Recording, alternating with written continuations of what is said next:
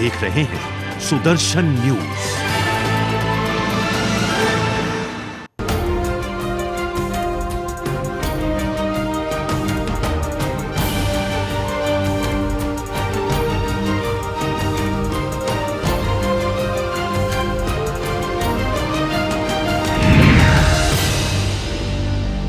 नमस्कार, सुदर्शन न्यूज के इस विशेष प्रस्तुति में आप सभी का बहुत बहुत स्वागत है। मैं हूं आपके साथ लावनी श्रीवास्तव। आज हम बात करने वाले हैं आपके हमारे अपने हिंदुस्तान की, उस हिंदुस्तान की जिसने हर जगह हर क्षेत्र में अपने आप को प्रणेता के रूप में प्रस्तुत किया है, जहां के रहने वाले लोगों ने, जहां के रहने वाले हिंदुस्तानियों ने हर क्षेत्र में अपने आप को अग्रणी साबित किया है। आकाश से लेकर पाताल तक, प्राचीन काल से लेकर आधुनिक काल तक, हम हर क्षेत्र में अगर देखते हैं, विदेशों में भी किसी का परचम लहरता है तो वो भारतीय ही होता है। विदेशों में किस तरीके से भारतीयों ने अपना महत्वपूर्ण योगदान दिया है, वो चाहे किसी भी क्षेत्र में हो, विज्ञान का क्षेत्र हो, कृषि का क्षेत्र हो, फैशन का क्षेत्र हो, राजनीति का क्षेत्र हो, तमाम क्षेत्रों में किस तरीके से भारतीय अग्रणी रहे हैं, भारतीयों की क्या भूमिका रही है। आज हम इसी मसले पर कुछ इस विशेष पहलुओं को, जानकारियों को जानने की कोशिश करेंगे। हमारे साथ स्टूडियो में एक बहुत खास मेहमान जुड़ रहे हैं। मैं स्वागत करना चाहूंगी, हमारे साथ इस वक्त जुड़ रहे हैं हिंदू स्वयंसेवक संघ के अंतर्राष्ट्रीय सह संयोजक श्री रवि कुमार जी। रवि जी बहुत सारी पुस्तकों के लेखक भी हैं और बहुत तरीके से इतिहास को जानने समझने में, विशेष जानकारियां हमारे बीच रखने में सबसे ज्यादा महत्वपूर्ण साबित होने वाले हैं हमारे लिए। बहुत बहुत स्वागत है रवि जी आपका सुदर्शन न्यूज में।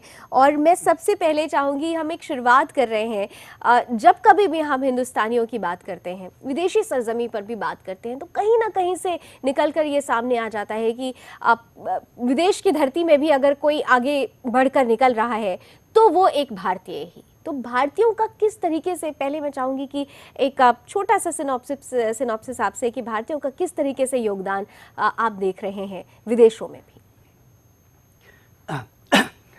जैसे विदेश में भारतीय आगे बढ़ रहे हैं, ऐसा कहने के बाद लोगों के मन में ऐसा लगता है कि भारत के भारतीय कुछ नहीं कर रहे हैं।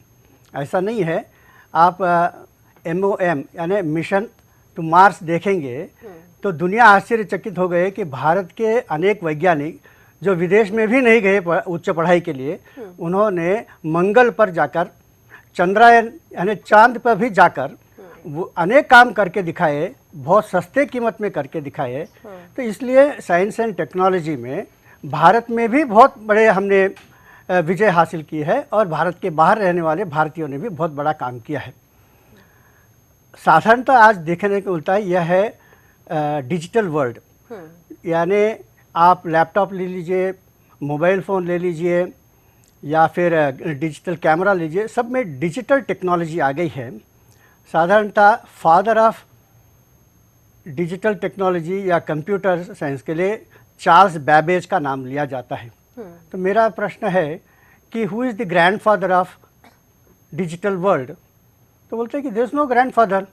ऐसा हो नहीं सकता है, क्योंकि डिजिटल वर्ल्ड में 3 बातें आती है। एक है कि इसमें बाइनरी है 010101। भले मैं कुछ भी टाइप करूँ अपने लैपटॉप के ऊपर, अंदर तो केवल 0101 है। और ये जो बाइनरी का आविष्कार जिन्होंने किया है वेद काल में, उस ऋषि का नाम है पिंगड़ा। फिर इसके अंदर एल्गोरिथम होता है जिसके माध्यम से ट्रांसमिशन और कैलकुलेशंस बहुत तेज़ी से होता है। एल्गोरिथम यानी mathematics. Father of mathematics in the world उनको कहते हैं बोधायन, यह भी वैदिक ऋषि थे। तीसरा है, इसमें एक भाषा होती है, व्याकरण होता है, एक स्ट्रक्चर होता है। दुनिया के सारे भाषाओं के व्याकरण लिखने वाले का नाम है पाणिनि। पाणिनि ने संस्कृत के लिए नहीं लिखा, उन्होंने बताया कि मैं जो लिख रहा हूँ, एक मनुष्य दूसरे मनुष्य से कैसे कम्युनिकेट करेगा, उसके लिए जो आवश्यक है सारे लिख दिया है। तो his grammar is used as grammar for any language. 1980 के दरमियान एक भाषा, कंप्यूटर भाषा निकली थी, उसको कहते हैं बैकस नॉयर फॉर्म। तो किसी ने उसको बताया कि ये बैकस नॉयर फॉर्म में जो आपने नियम बताए, ये सब पाणिनि ने 5000 साल पहले ही बताया, इसलिए इसका नाम बदलो। तो उन्होंने बैकस नॉयर पाणिनि फॉर्म रखा। फिर से लोगों ने बताया कि ये गलत है, क्योंकि पाणिनि पहले था, तो अब उसका नया नाम है पाणिनि बैकस नॉयर फॉर्म। इसका कंप्यूटर लैंग्वेज के लिए भी हम लोगों ने दिया है। तो ग्रैंडफादर्स लिखने के बाद हमें 3 नाम याद आते हैं, पाणिनि, पिंगला और बोधायन। लेकिन अब क्या हम कर रहे हैं ये भी पूछते हैं। उस समय की बात छोड़ो, आज क्या है। तो आज हम देखते हैं कि आप लैपटॉप या मोबाइल लेते हो, आप सैमसंग का लेते हो, एलजी का लेते हो, तो श्रेय जाता है कोरिया को। अगर आप डेल लेते हो या एप्पल लेते हो, श्रेय जाता है अमेरिका को। वैसे टोशिबा लेते हो, सोनी लेते हो, तो श्रेय जाता है जापान को। तो भारत तो दिखता ही नहीं है। ठीक है, इन सब लोगों का कितना योगदान होगा पूरे विश्व में, तो हो सकता है कि किसी का 7%, किसी का 8%, एप्पल जैसे कंपनी का 10-11% होगा। लेकिन ये सारे मोबाइल, ये सारे लैपटॉप में भी डिजिटल वर्ल्ड में अंदर एक पेंटियम चिप है जो 95% तक इंटेल बनाता है। उसका आविष्कार करने वाला विनोद धाम भारत का, पंजाब का है। हर एक मोबाइल टेक्नोलॉजी, हर एक डिजिटल टेक्नोलॉजी में एक यूएसबी पोर्ट होता है। अगर यूएसबी पोर्ट नहीं होता तो कोई खरीदेगा भी नहीं। और यूएसबी को बनाने वाला बड़ौदा का अजय भट्ट है। अजय भट्ट ने और भी कई चीज़ें इस मोबाइल के अंदर दी है। वैसे ही आजकल हम कहीं वेस्ट इंडीज़ में क्रिकेट मैच हो रहा है और अपने मोबाइल में बैठे बैठे हम वह देख लेते हैं। तो इसके लिए चाहिए उसके अंदर एक एमपेग कार्ड। जो MP4 या एमपेग कार्ड का निर्माण करने वाला अरुण नेत्रावली कर्नाटक का है। ऐसे आप इसके अंदर जाकर देखेंगे तो डिजिटल, अच्छा ये सब जो है कोई 10% और 11% नहीं है, 99% वाला चीज़ है, 100% वाला चीज़ है। तो इसके अंदर बहुत सारी चीज़ भारतीयों ने दिया है। तो इसलिए हम देखते हैं कि आधुनिक टेक्नोलॉजी में भी भारतीय लोग हैं। यानी हम कहीं से भी ये नहीं कह सकते, किसी भी चीज के आधार रखनी हो, नींव रखना हो, तो उस आधार को और नींव को तैयार करने वाला कोई ना कोई भारतीय ही होता है। और इसीलिए हम कह रहे हैं कि सबसे आगे हिंदुस्तानी होते हैं। सर, हमने अभी तो डिजिटल वर्ल्ड की बात की, हम थोड़ा सा अगर थोड़ा और आगे बढ़ते हैं, अभी भी हम देखते हैं कि कई तरीके से दुनिया भर में, अगर दुनिया भर की अर्थव्यवस्थाओं को संभाल कर किसी ने रखा है तो वो भारत ने रखा है। क्योंकि भारत दुनिया में दूसरे नंबर पे सबसे ज्यादा जनसंख्या वाला देश, और ऐसे में कितना बड़ा बाजार है भारत दुनिया के लिए, हम और आप बहुत बेहतर तरीके से समझते हैं। अमेरिका के प्रोस्पेक्ट में एक जगह मैंने पढ़ा था और आपसे भी जिक्र हो रहा था कि अगर भारत अमेरिका से अपना हाथ पीछे कर ले तो अमेरिका की पूरी पूरी इकोनॉमी ही धराशायी हो जाएगी। इसके लिए एक घटना हुई थी 1998 में। भारत, उस समय प्रधानमंत्री अटल जी थे और उन्होंने पोखरण में अणु परीक्षण किया था। हमने जो किया था वो अणु परीक्षण था, क्योंकि हमारे पास सुपर कंप्यूटर था। और जिन्होंने सुपर कंप्यूटर के बिना किया उसको तो हम अणु विस्फोट ही कहेंगे। तो अणु परीक्षण के बाद अमेरिका ने 3 प्रतिबंध भारत के ऊपर लगाए। तो 2 प्रतिबंध के बारे में अभी नहीं चर्चा करेंगे, बाद में कभी करेंगे। एक है कि हम भारत को $1 भी विदेशी मुद्रा नहीं देंगे, हमसे कर्जा लेता है और उसका अणु परीक्षण में उपयोग नहीं करना चाहिए। दूसरा, उन्होंने कहा है कि कोई भी कटिंग एज टेक्नोलॉजी हमें भारत को नहीं बेचना चाहिए। लेकिन भारत के साइंटिस्ट इतने अच्छे निकले कि जो रूस से मिलना था, बाकी देशों से मिलना था, नहीं मिला तो इन्होंने खुद ही बना दिया, आविष्कार कर लिया। तीसरा जो था वो महत्वपूर्ण है, उन्होंने कहा कि एक भी भारतीय को यहाँ आने के लिए वीज़ा नहीं देंगे। अब किसको वीज़ा देना नहीं देना ये तो उनकी चिंता है, हमने उसके ऊपर कुछ नहीं कहना है।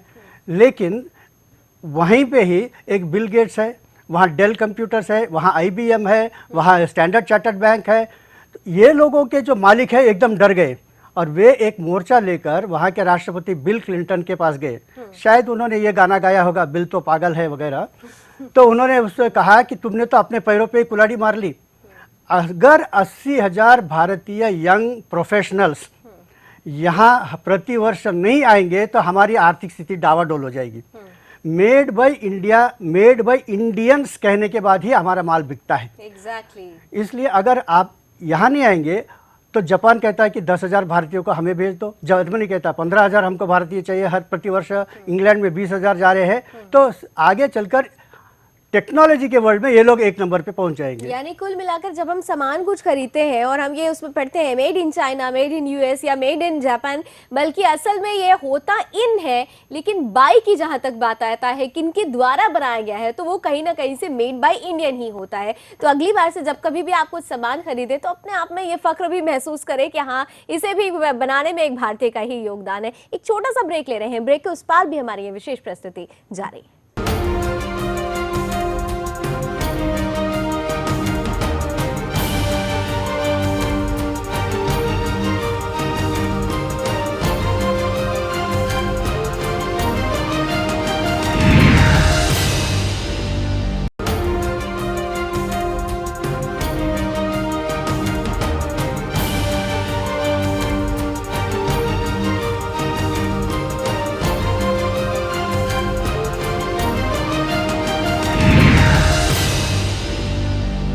ब्रेक के बाद स्वागत है। आज हम बात कर रहे हैं उन भारतीयों की, उन हिंदुस्तानियों की जिन्होंने तमाम स्तर पर दुनिया भर में अपना योगदान दिया है। और यही वजह है कि हर बार जब हम कोई चीज़ खरीदते हैं या समझते हैं, चाहे किसी चीज़ का आधार बनाने की बात हो, कहीं ना कहीं से उसके बैकबोन के रूप में, उसकी रीढ़ की हड्डी के रूप में एक भारतीय ही निकलकर सामने आता है। मेरे साथ इस वक्त एक खास मेहमान लगातार बने हुए हैं, श्री रवि जी बने हुए हैं। रवि जी, एक बार फिर से ब्रेक के बाद आपका स्वागत है। और क्योंकि हम ब्रेक से पहले अर्थव्यवस्था की बात कर रहे थे, भारतीय अर्थव्यवस्था आज की तारीख में सबसे तेजी से बढ़ती हुई अर्थव्यवस्था है, लेकिन यही वो अर्थव्यवस्था भी है जिसने बाहर की दूसरी अर्थव्यवस्थाओं के लिए एक कहना चाहिए एक महत्वपूर्ण तस्वीर भी पेश की है कि किस तरीके से आप अपनी अर्थव्यवस्था को बढ़ा सकते हैं। हमारे यहाँ संचय की प्रवृत्ति शुरू से रही है। इस प्रवृत्ति ने किस तरीके से विदेशियों को आकर्षित किया और किस तरीके से अपनी अर्थव्यवस्था में उसे समेटने के लिए उन्हें प्रेरित किया, इस पर हम चाहेंगे कि आप जरूर प्रकाश डालें। कुछ महत्वपूर्ण घटना बता देता हूँ। आर्सलर स्पेशल स्टील बनाने वाला एक विशेष कंपनी है, यूरोप में है, लग्जमबर्ग में, यानी फ्रांस के अधीन है।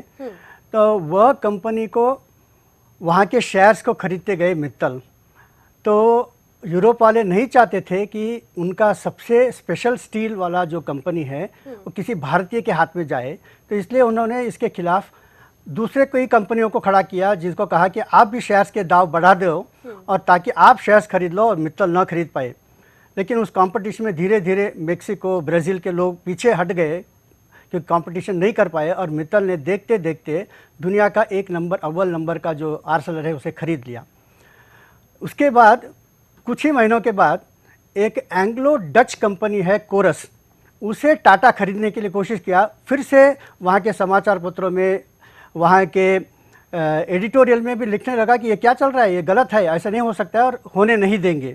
लेकिन देखते देखते ये 30 बिलियन डॉलर में हमारे टाटा ने खरीद लिया। टाटा ने टेटली को भी खरीद लिया, लैंड रोवर को खरीद लिया, उनके जो इंग्लैंड का सबसे अच्छा जो कार माना जाता है वो जगुआर को भी खरीद लिया।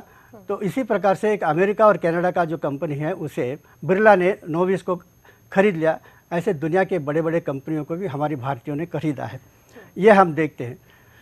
और दूसरा जो है, दुनिया के बड़े बड़े कंपनियों के सीईओ हमारे भारतीय बनते जा रहे हैं। माइक्रोसॉफ्ट में अभी सत्यनारायण नडेला है, गूगल का तो मैंने बताया है कि सुंदर पिच्चई है, और पेप्सी कोला में भी हम देखते हैं इंदिरा नूई है। ऐसे कई कंपनियों के, कई बैंकों के टॉप में भारतीय लोग पहुंच गए हैं। एक और विशेष घटना इन दिनों में हम देख रहे हैं कि जिन देशों में भी हमारे प्रधानमंत्री नरेंद्र मोदी जाते हैं वहाँ हजारों की संख्या में आते हैं। एक उदाहरण मैं बताऊंगा कि जब वे इंग्लैंड में गए, 70,000 लोग उनके भाषण सुनने के लिए पहुंचे। बिना बुलाए एक मेहमान वहां पहुंच गए थे, वे है डेविड कैमरन, वहां के प्रधानमंत्री। उनके साथ उनकी श्रीमती जी भारतीय वेशभूषा साड़ी पहनकर आई थी। और वहाँ कैमरन ने बताया कि मैं आपको एक परिचय देता हूँ नरेंद्र मोदी के बारे में। उन्होंने कई बातें बताई नरेंद्र मोदी के बारे में। एक बात, विशेष बात बताई कि कुछ 3 महीने पूर्व मैं इलेक्शन के चक्कर में पूरे इंग्लैंड में प्रवास कर रहा था। सबसे ज़्यादा 10,000 तक की संख्या एक जगह पे मैं जुटा पाया। लेकिन ये नरेंद्र मोदी का कमाल है कि उसकी भाषण सुनने के लिए 70,000 लोग यहाँ आए हैं। बिल्कुल। दूसरी बात उन्होंने बताई कि मैं शीघ्र ही देख रहा हूँ कि इस देश का प्रधानमंत्री आप में से, यानी जो प्रवासी भारतीय वहाँ के नागरिक बन गए, इनमें से कोई एक बनेगा। आज कम से कम 30 देश है जहाँ भारतीय मूल के लोग, वहाँ के लोगों ने इलेक्ट किया हुआ मेयर होगा, मंत्री होगा, वहाँ के एमएलए होगा, एमपी होगा। कई देशों में प्रधानमंत्री और राष्ट्रपति भी भारत के हैं। 20-30 वर्ष की बात है, अमेरिका का जो राष्ट्रपति है या हिंदू रहेगा, हरे राम हरे कृष्णा के माध्यम से, या एक भारतीय मूल का भी हो सकता है। बिल्कुल। और क्योंकि हम भारतीय मूल की बात कर रहे हैं, भारतीयों की बात कर रहे हैं, तो भारतवासी और भारतवंशी बहुत महीन सी लाइन होती है। और जब हम इन्हें मिला देते हैं तो ये संख्या कहाँ जाकर पहुंचती है, इसको हम शायद आंकड़े में भी नहीं समेट सकते। संख्या के साथ इनकी जीडीपी को भी जोड़ दीजिए, हाँ, तो भारत का जीडीपी डबल हो जाएगा जी। तो बहुत बड़ी ताकत हमारे पास आ गई। हाँ, और दुनिया भर में यही एक ताकत है जिसने दुनिया भर के दूसरे देशों को भी एक आधार दे रखा है। वो भले ही सर हमारे दुश्मन देश क्यों ना हो, आज चाइना हमारा कितना बड़ा दुश्मन है, 1962 की लड़ाई से ये साफ हो चुका था। आज भी हम देख रहे हैं कि चाइना किसी भी तरीके से भारत के पक्ष में नहीं रहता है। NSG में उसने आने के लिए रोड़ा अटकाया, तमाम तरीके से हमारे देश दुश्मन देश पाकिस्तान के साथ मिलकर तमाम नापाक हरकतें करता रहता है। लेकिन फिर भी चाइना ये जानता है कि अगर उसको अपनी अर्थव्यवस्था को कायम रखना है तो भारत को समझना होगा, भारत के साथ संबंध बनाकर रखना होगा, क्योंकि भारत एक बहुत बड़ा बाजार है। आज दुनिया के अनेक विश्वविद्यालयों में और चीन में भी हिंदी भाषा सिखाई जा रही है, क्योंकि हमको भारत के साथ संबंध बनाना है। हाँ, भारत और भारतवासी एक जरूरत है दुनिया भर की। हमारे मंत्री और ऐसे मंत्रिमंडल में लोग होना चाहिए जो इस भारत के विदेश की ताकत को भी जानते हैं और इसके आधार पर अपनी नीति बनाएंगे, तो बहुत तेजी से भारत आगे जा रहा है। सर एक चीज़ यहाँ पर, हालांकि हम किसी राजनीतिक विषय पर नहीं बात करना चाह रहे थे, क्योंकि आज तो हम उन हिंदुस्तानियों की बात कर रहे हैं जिन्होंने दुनिया भर में हिंदुस्तान का परचम लहराया है। लेकिन फिर भी हम अक्सर ये देखते हैं कि विदेशों से आवाज़ उठती रही है कि ये सपेरों का देश है, यहाँ राजनीतिक उथल पुथल रहती है, यहाँ पर आप विश्वास नहीं कर सकते हैं, यहाँ पर माहौल नहीं सही बनता है। आज की तारीख में अगर मैं आपसे पूछूं, ये जो तमाम भ्रांतियाँ चली आ रही हैं, क्या ये भ्रांतियाँ अब मिट गई हैं या अभी भी कहीं ना कहीं मौजूद है? आज किसी भी देश में किसी से भी पूछे भारतीय के बारे में वो क्या सोचता है, तो वो कहता है कि Bharat is a country of IT experts, Bharat is a country of satellite technology, Bharat is a country of modern technology. साधारण दुनिया भर में लोग जानते हैं कि the most intelligent people in the world are Indians करके। अमेरिका में छोटे बच्चों के लिए एक प्रतियोगिता होती है जिसे स्पेलिंग बी कहते हैं। पिछले 10 वर्षों से लगातार 1 नंबर, 2 नंबर, 3 नंबर पे आने वाले सब हमारे 13-14 वर्ष के बच्चे ही है। इस प्रकार से भारतीयों की इंटेलिजेंस को अब सारी दुनिया अभी मानने लगी है। India is a country of highly technical and intelligent people. दूसरा एक देखा जाता है कि दुनिया भर में भारतीय भी है, फिर बाकी पड़ोसी देश के भी लोग हैं, दिखने में एक ही तरह के रहते हैं, लेकिन क्राइम रेट में विदेश में भी भारतीय are the minimum compare to any other race. तो इसलिए कहते हैं कि शांति के प्रिय लोग भी भारतीय है। तो इसके साथ साथ एक और बात मैं बताना चाहूँगा, जो लोग 1947 के बाद विदेश में गए उनको हमने नाम दिया है NRI, नॉन रेसिडेंट इंडियन। कुछ लोग कहते हैं मजाक में कि नेवर रिटर्निंग इंडियंस वगैरह। 1947 के पहले अंग्रेजों ने जिनको विदेश में लेके गए, साउथ अफ्रीका में लेके गए, मॉरिशस में लेके गए, गयाना, त्रिनिदाद, वेस्ट इंडीज में लेके गए, फिजी में लेके गए, इनको कहते हैं people of Indian origin, PIO। लेकिन जब यहाँ इस्लाम का शासन था और उस समय बहुत सारे लोगों को गुलाम बनाकर 10वीं, 11वीं, 12वीं शताब्दी में विदेश लेकर गए, इनको कोई भी उल्लेख नहीं होता है। इनको कहते हैं रोमा। और इन्होंने बगदाद शहर का निर्माण किया, दमास्कस का किया, इजिप्ट का किया। दुनिया के अनेक देशों के विकास में इनका बहुत बड़ा योगदान है जो बताया नहीं जाता है। अगले बार कभी समय मिला तो मैं बताऊंगा कि how the Islamic science revolution has taken place because of Indian Roma. और यूरोप के भी स्टील टेक्नोलॉजी में एंशियंट रोमा जो राजस्थान से गए उनका योगदान है, वो कभी बाद में देखेंगे। बिल्कुल। और यहाँ पर इस आपने जिक्र किया है सर, तो एक बहुत छोटी सी बात यहाँ पर ज़रूर बताना चाहेंगे कि हम तमाम तरीके से मध्य पूर्व की या मिडिल ईस्ट के या फिर हम जो अरेबिक कंट्रीज़ हैं वहाँ के हम जब स्कल्पचर्स की बात करते हैं तो आपको जानकर ये बहुत आश्चर्य और हैरानी होगा कि उन स्कल्पचर्स को बनाने में भी सबसे ज़्यादा बड़ा योगदान अगर किसी का रहा है तो वो भारतीय मजदूरों का ही रहा है। वो भारतीय शैली से ही प्रेरित स्कल्पचर्स हैं जिसको लेकर आज वो इतना इतराते हैं। तो भारत किस तरीके से हर क्षेत्र में योगदान देता रहा है और आगे भी देता रहेगा, क्योंकि हिंदुस्तानी है भाई, आगे रहना तो हमारे रक्त में ही है। बहुत बहुत शुक्रिया रवि जी हमारे साथ जुड़ने के लिए, बहुत महत्वपूर्ण पहलू हमारे बीच रखने के लिए। बात है जी, खाड़ी देशों में, अरब और गल्फ देशों में जो भारतीय लोग रहते हैं इनको कहते हैं यूनाइटेड स्टेट्स ऑफ केरला। यानी केरल से लोग गए हैं इसलिए यूनाइटेड स्टेट्स ऑफ केरला ऐसे कहते हैं। वहां पर भी भारतीयों को किस तरीके से एक सम्मान दिया जाता है। तो चलिए इसी के साथ, इस उम्मीद के साथ कि हम आगे बढ़ते रहेंगे, क्योंकि हम हिंदुस्तानियों और लोगों को ये बताते रहेंगे कि हिंदुस्तानियों के बिना आपका अस्तित्व नहीं है। इस बुलेटिन में अभी बस इतना ही। देश दुनिया की तमाम खबरों के लिए आप देखते रहिए सुदर्शन न्यूज। जय हिंद।